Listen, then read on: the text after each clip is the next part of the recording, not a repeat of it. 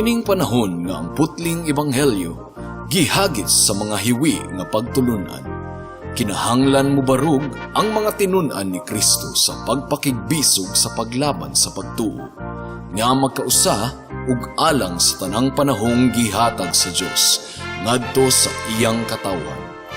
Maoy hinungdan nga namugna kining tulumanon ang putling ebanghelyo. 30 minutos nga pagsabwag sa tinuod nga ebanghelyo. Kauban ni Pastor Jeremias Hangad, ang putling ebanghelyo. Tulumanon nga gihatod kaninyo sa Herald of Grace Radio Ministries Philippines. Ang putling ebanghelyo.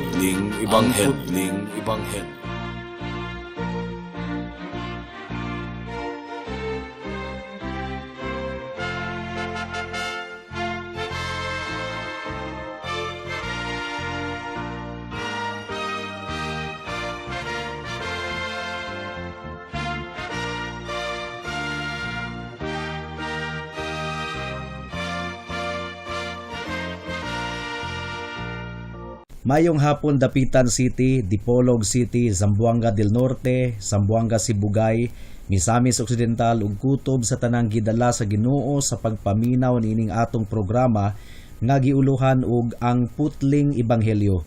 Kini ang inyong igsuon og higala sa kahanginan si Pastor Jeremias Lauri Hangad sa Herald of Grace Radio Ministries Philippines, diniyugan sa iglesia nga nag-sponsor niining atong programa, ang Salitran Covenant Bible Church sa Barangay Salitran, Dakbayan sa Dasmariñas, probinsya sa Cavite.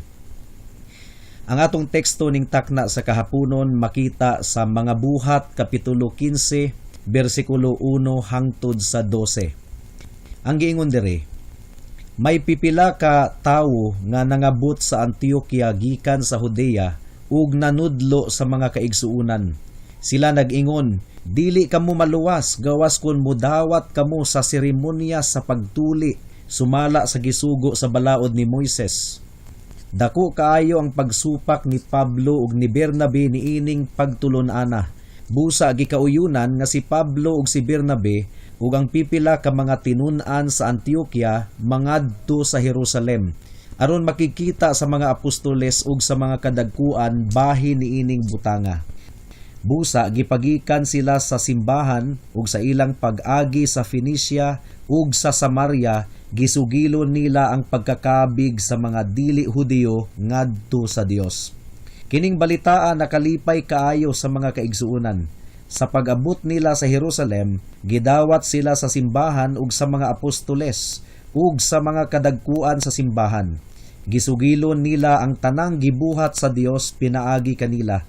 Apan may mga magtutuo nga sakop sa pundok sa mga Pariseyo nga mitindog ug miingon, kinahanglan gayod nga tulion sila ug patumanon sa balaod ni Moises. Ang mga apostoles ug ang mga kadagkuan sa simbahan nagtigom aron paghusay niining butanga. Human sa taas nga lantugi, mitindog si Pedro ug miingon, mga igsuon, nahibalo kamo nga kaniadto gipili ako sa Dios gikan kaninyo aron magwali sa maayong balita ngadto sa mga dili Hudiyo, aron makadungog sila niini ug mutuo. Ug ang Dios nga nasayod sa kasing-kasing sa mga tawo, mipadayag nga gidawat usab niya ang mga dili Hudiyo pinaagi sa paghatag kanila sa Espiritu Santo, sama nga gihatagan kita niya niini. Wala siya'y pinalabi tali kanato ug kanila. Giputli usab niya ang ilang mga kasing-kasing kay mituo naman sila. Busa nganong sulayan man gayud ninyo ang Dios pinaagi sa pagpapasan sa mga tinun-an ug mga palas-anon nga ang atong mga katigulangan ug kita mismo wala makahimo sa pagpasan. Apan nagtuo kita nga pinaagi sa grasya sa Ginoong Hesus, maluwas kita ug mauusab kana ang kahimtang nila. Naghilom ang tibuok pundok samtang namati sila kang Bernabe ug kang Pablo nga nagsugilon sa tanang mga milagro ug mga katingalahan nga gibuhat sa Dios ngadto sa mga dili Hudiyo pinaagi kanila. May the Lord bless the reading and hearing of His Word. Sa wala pa ang mga panghitabo sa Kapitulo 15 mga kahigalaan, Ang mga hagit nga giatubang sa simbahan nagikan pa sa gawas sa simbahan ug kadaghanan gikan sa mga Hudiyo nga naglutos sa simbahan. Apan niining kapitulo 15, ang panagbangi nagikan sa mga miyembro sa sulod sa iglesia mismo ug dili kini gaan nga panagbangi tungod kay naglangkob kini og mga peligro nga pagtulun-an nga direktamenteng nagsupak sa pinakaunod sa Kristohanong pagtulunan nga mao ang kaluwasan tungod sa grasya pinaagi sa pagtuo kang Hesukristo lamang. Kining peligro nga mga pagtulunan, mga kahigalaan nga atong pagatun-an karon makapatambog sa kalag ngadto sa impyerno hangtod sa kahangturan. Mao nga importante gayud kaayo kini nga hatagan nato og atensyon. Kung familiar kamo mga kahigalaan sa sumbingay nga nahasulat sa Mateo kapitulo 13 bersikulo 24 hangtod sa 30, mahitungod sa mga sagbot nga apilpod nga mitubo kauban sa mga trigo, nahitabo ang maong panagsagol tungod kay samtang nangatulog ang mga trabahante sa umahan, matud pa sa sugilano ni Jesus, ang kaaway misabwag usab og mga sagbot, kadtong sagbot nga gisabwag gitawag og darnel. Misabwag usab ang kaaway og sagbot nga darnel sa umahan diin gitanom ang mga trigo. And by the way, sumala sa atong pagtuon, ang sagbot nga ginganlag darnel mura pud og trigo og hitsura. So samtang nagtubo ang trigo ug ang darnel, wala nila mabantayi ang kalainan. Ayha ra nila na matikdan ni adtong ting-anina. Ang tinuod nga trigo namunga, apan ang darnel nga sagbot wala namunga. Mo kini nahitabo sa sumbingay ni Jesus. Ug gipasabot ni Jesus ang buot ipasabot ni adtong sumbingaya. Nga samtang ang mga tinun-an ni Jesus nagsabwag sa tinuod nga ebanghelyo, ang kaaway usab nagsabwag og mini nga ebanghelyo. Nga murag tinuod pud paminawon, apan mini gayud di ay. Ug mao kini ang nahitabo sa atong teksto karon sa Buhat kapitulo 15. Samtang ang tinuod nga liso sa ebanghelyo gisabwag sa mga tinuod nga mga sulugoon ni Kristo, si Satanas busy usab sa pagsabwag sa mini nga ebanghelyo. Nga murag tinuod pud tanawon, mini nga ebanghelyo nga gisabwag ni Satanas pinaagi sa mga Hudiyo nga nagtudlo nga ang kaluwasan maangkon lamang sa tawo kung siya magpatuli sumala sa kustumbre ni Moises. Kadtong mga tawhana, murag mga Kristohanon pud paminawon. Wala dayon mabantayi ang ilang hiwi nga pagtulunan. Nabantayan na lang ni adtong nagsugod na sila sa pagpanudlo. Ug sinsiro pud sila sa ilang pagpanudlo. Apan bisag sinsiro sila, ug murag tinuod tanawon, mura pud og tinuod paminawon, mini gihapon sila nga Kristohanon, tungod kay nagtudlo gihapon sila og doktrina sa kaluwasan nga maangkon sa tawo pinaagi sa maayong buhat, partikularmente ang pagpatuli sumala sa kustumbre ni Moises. Katong mga tawhana, mga kahigalaan, bisan pa og murag Kristohanon tanawon, dili gayud tinuod nga magtotoo tungod kay wala man sila nagsalig kang Kristo lamang alang sa ilang kaluwasan. Kung atong tun-an ang kasaysayan sa iglesia, kadaghanan sa mga heresies o kining hiwi nga pagtulunan nga makapalaglag sa kalag nagagikan sa sulod sa simbahan mismo, tungod kay matud pa sa sumbingay ni Kristo, gitugutan man sa Dios nga magdungan sa pagtubo ang darnel nga sagbot ug tinuod nga trigo hangtod sa tingani. Ug mao kini ang hinungdan nganong ang simbahan padayon nga nagproklamar sa mensahe sa ebanghelyo aron malig-on og duro ang pagtuo sa mga kaigsuonan, aron dili sila maanod sa mga balod sa mga hiwi nga pagtulunan. Adunay duha ka bahin ang atong pagpamalandong ning takna sa kahaponon. Una, ang hiwi ug makalaglag nga pagtulunan nga milutaw sa Buhat kapitulo 15. Ug ikaduha, ang pagpakgang sa maong hiwi ug makalaglag nga pagtulunan.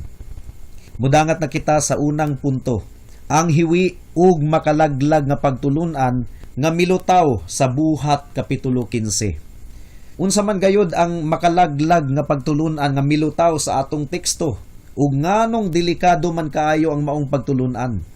Ang tubag, gitukod gihapon sa maong pagtulunan ang paril sa panagbingkil tali sa Hudiyo ug mga Hintil nga nahumanang gibungkag ni Hesus unta didto sa krus. Nahumanang gibungkag dito sa krus sumala sa Efeso kapitulo 12 bersikulo 14 hangtod sa 16. Ilang gisangon ang bugat kaayong Hudiyohanon nga yugo ngadto sa liog sa mga Hintil ug praktikal nilang gipalong ang kahayag sa ebanghelyo ug mibalik sila sa ngit-ngit nga anino sa balaod ni Moises. Sumala sa Kolosas kapitulo 2 bersikulo 16 hangtod sa 17. Ilang gitudlo nga kinahanglang ang mga Hintil mahimong mga Hudiyo una aron mahimo siyang tinuod nga Kristohanon. So ang formula nila sa kaluwasan mao kini: pagtuo ngadto kang Kristo plus pagpatuli equals kaluwasan. Seryoso gayud kaayo kadto nga panagbangi sa doktrina, mga kahigalaan. Mao nga gipadala sa simbahan sa Antioquia si Pablo ug si Bernabe ngadto sa mga apostoles ug mga kadagkuan sa simbahan didto sa Jerusalem aron husayon ang maong isyu. Seryoso gayud kadto, mga kahigalaan, tungod kay gihagit man gud sa maong pagtulunan ang patukuranan nga doktrina sa pagtuong Kristohanon. Nga mao ang kaluwasan tungod sa grasya pinaagi sa pagtuo lamang sa dugo, kamatayon ug pagkabanhaw ni Kristo alang sa mga makasasala.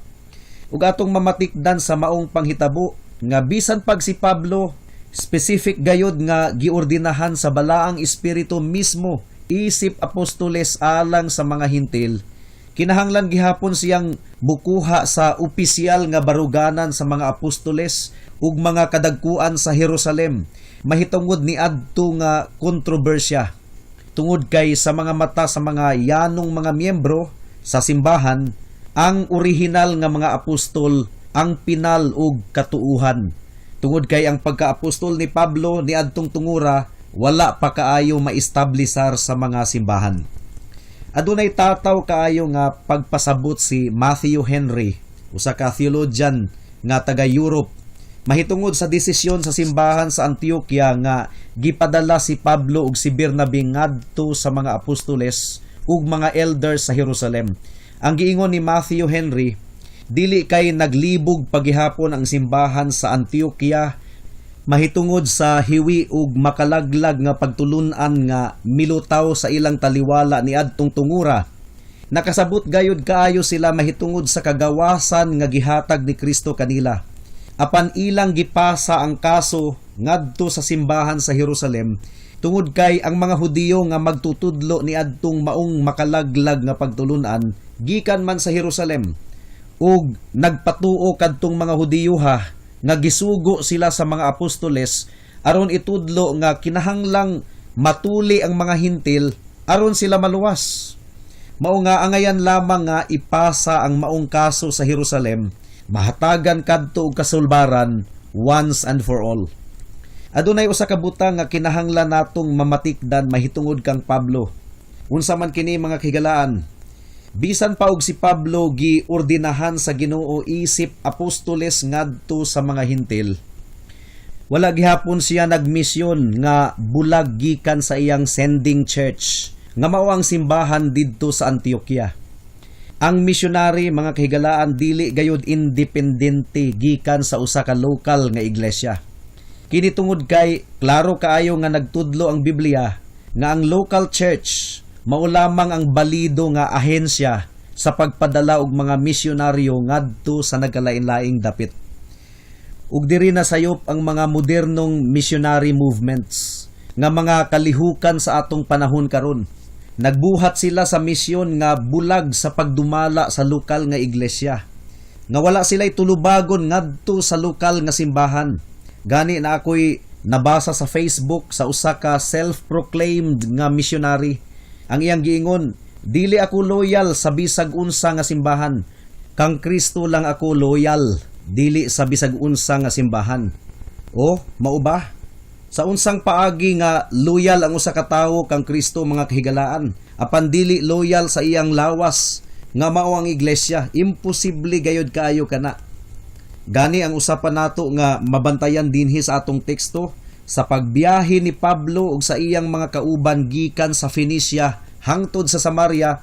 Wala gayud siya mupakya sa pagkonektar sa mga simbahan ni adtong mga dapita. May-imagine gani nako nga pipila sa mga kaigsuonan ni adtong mga simbahana miuban kanila sa ilang paglahos ngadto sa Jerusalem. Ug mao nga sa pag-abot nilang Pablo sa Jerusalem, giabi-abi sila sa simbahan didto ug sa mga apostoles ug mga elder nga atua didto. Atong basahon ang bersikulo 4, ang giingon diri, sa pag-abot nila sa Jerusalem, gidawat sila sa simbahan ug sa mga apostoles ug sa mga kadagkuan sa simbahan. Gisugilo nila ang tanang gibuhat sa Dios pinaagi kanila. Matik din ninyo ang ilang report sa mga kaigsuonan didto. Wala nila gibayaw ang ilang nabuhat, kundili ang gibuhat sa Dios pinaagi kanila. Dili ang ilang kaugalingon ang ilang gibayaw, kundili ang Dios ang ilang gibayaw sa ilang report.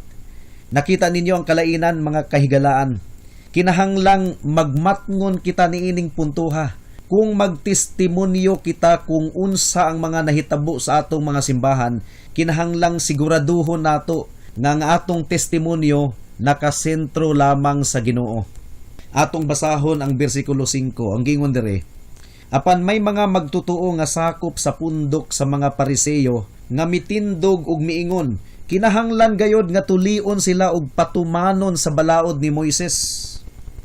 Adunay kalainan ang giingon sa mga Hudiyo sa bersikulo 1 ug sa mga Hudiyo sa bersikulo 5. Kay sa bersikulo 1, mga kaigsuonan, tungod kay dili man kadto mga tinuod nga Kristohanon, miingon gayud sila nga kinahanglang magpatuli ang mga hintil aron sila maluwas.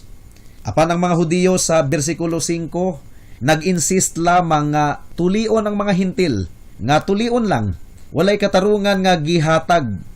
Nagtuo ko nga ang hinungdan ni adto mao nga sama kang Pedro sa kapitulo 10, kadtong mga Hudiyo wala pa gayod makasabot sa kalainan sa daang tugon ug sa bag-ong tugon.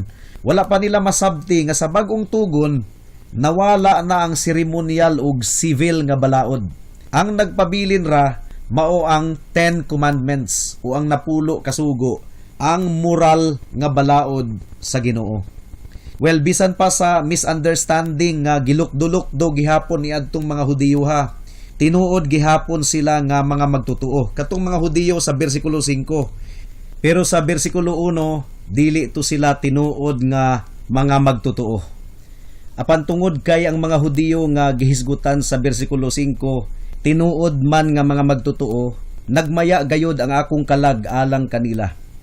Kinsabay maka-imagine be nga ang miyembro sa mga pundok sa mga Pariseyo makabig ngadto kang Kristo ug mahimong kabahin sa simbahan didto sa Jerusalem?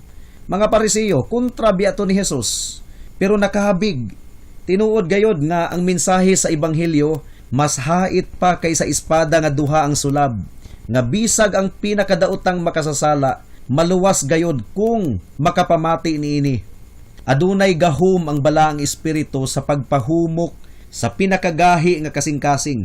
Mao nga mubarog kitang maisugon sa pagmantala sa ebanghelyo ngadto sa mga katawhan. Karon, mubalik kita sa isyo. Seryoso gayod kaayo kadtong maong isyo. Kung kinahanglan bang magpasakop ang mga hintil nga Kristohanon sa mga seremonya sa balaod ni Moises, o dili na? Seryoso gayud kaayo kadto, mga kahigalaan. Mao nga ang mga apostoles ug ang mga pastors nag-emergency council meeting aron sulbaron ang maong isyo.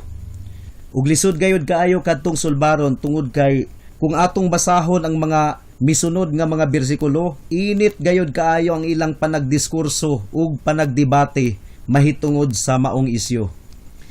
Mudangat na kita sa ikaduhang punto. Giunsa pagpakgang sa mga apostoles ang hiwi ug makalaglag nga pagtulunan. Sa gikaingon ko na, init kaayo ang diskurso nga nahitabo. Ang pinaka-isyu man gud sa ilang council meeting mao kini. Dawaton ba ang mga hintil sa Kristohanon nga katilingban sa basihan sa pagtuo lamang, o kinahanglan gihapon silang magpatuli ug magpasakop sa gimando sa balaod ni Moises aron mahimong tinuod ug lehitimo nga mga disipulo ni Kristo. Ug sa makausa pa, makita nato ang dako kaayong papel ni Pedro sa katapusang higayon nga nakarecord diri sa basahon sa mga buhat. Ug mao kini ang pagpasabot ni Apostol Pedro ni adtong tungura. Atong basahon ang bersikulo 7, ang giingon diri. Human sa taas nga lantugi, mitindog si Pedro ug miingon, mga igsuon, nahibalo kamo nga kaniadto gipili ako sa Dios gikan kaninyo aron magwali sa maayong balita ngadto sa mga dili Hudiyo aron makadungog sila niini ug mutuo. So gipahinumduman sila ni Pedro mahitungod sa gipamulong ni Jesus 14 o 15 katuig nga milabay.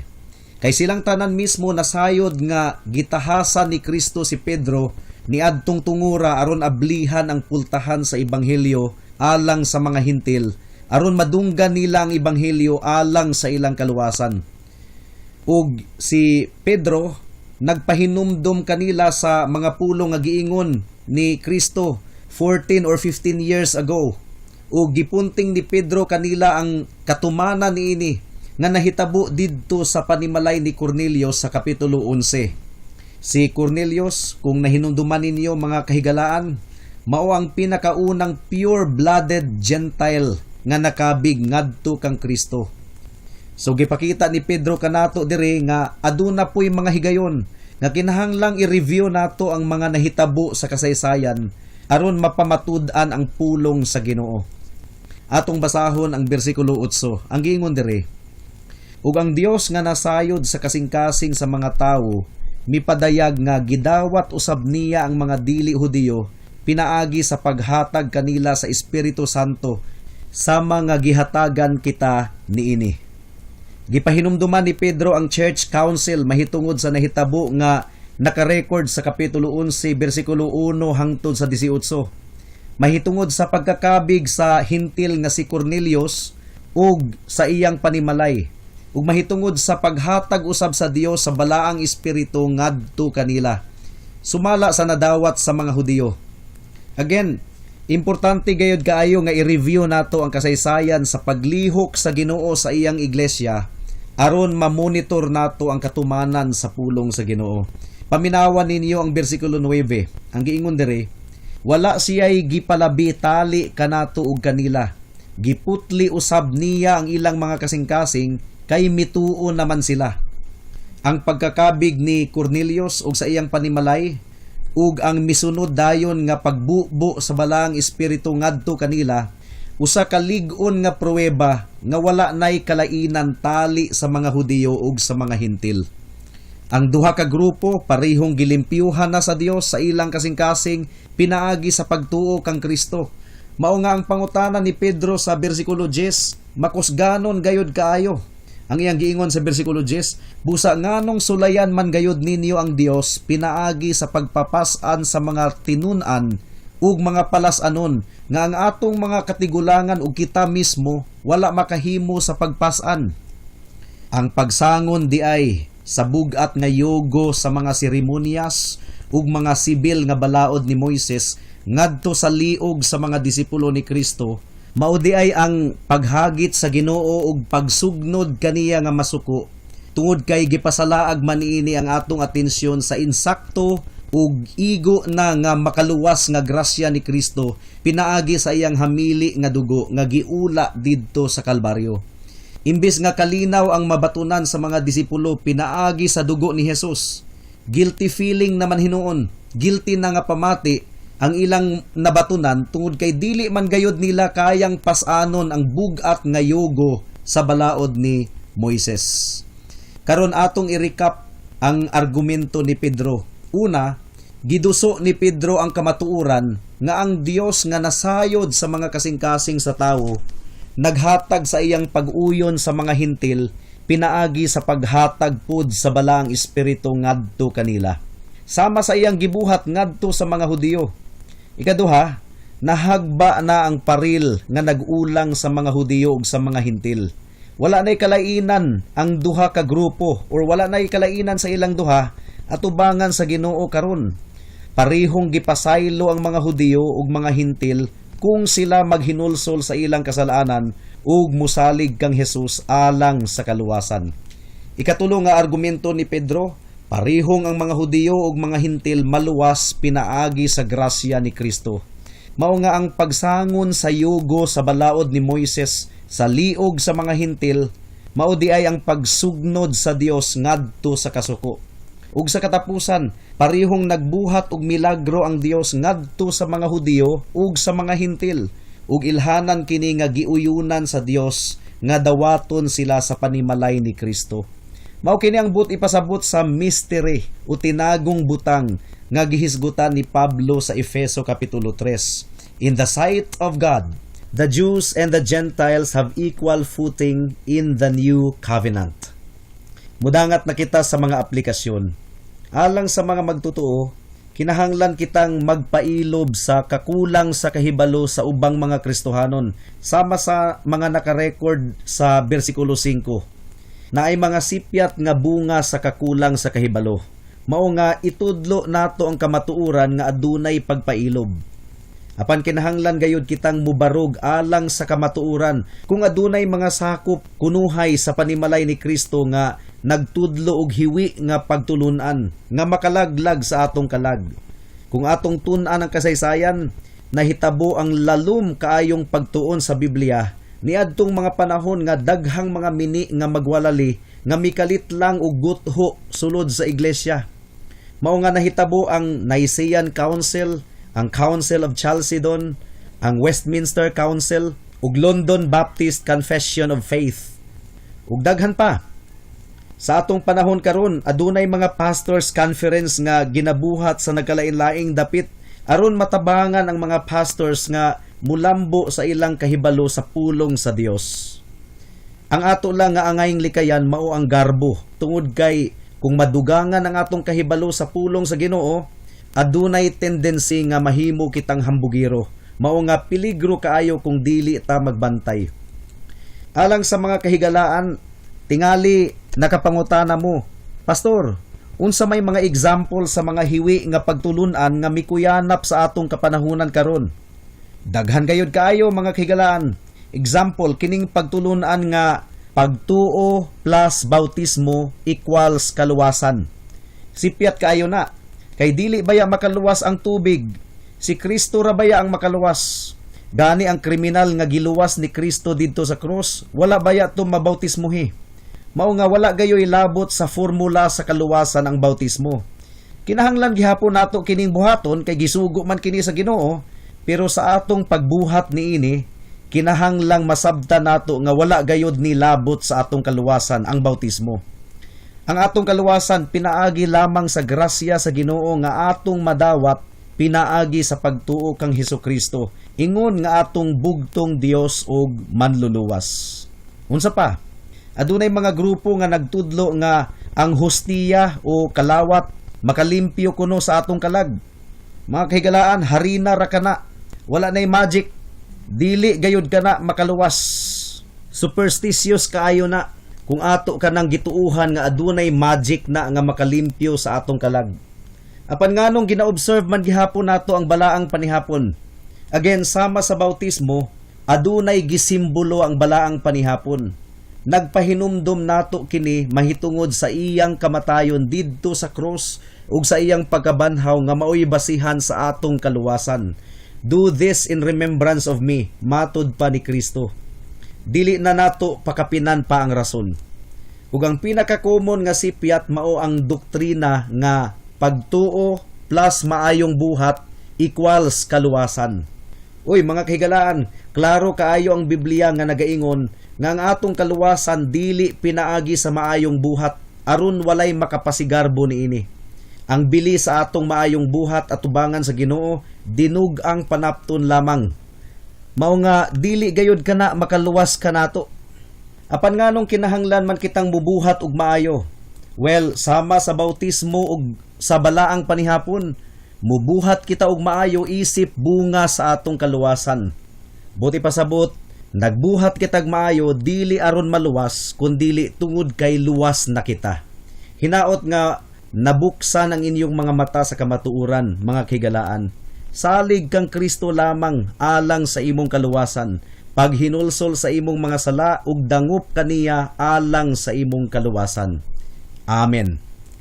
Hangtod dinhi lang kita taman sa atong pagtuon karong taknaa tungod kay wala na kitay oras pa. Ako kamong padayon nga giimbitar sa pagpaminaw niining atong programa sa matag Sabado, alas 4 hangtod sa alas 4:30 sa hapon dinhi sa Radyo Bibo. Daghang salamat. Alang sa dugang nga mga pangutana, mahimong mo text kang Pastor Jeremias hangad sa 0935 744 3030.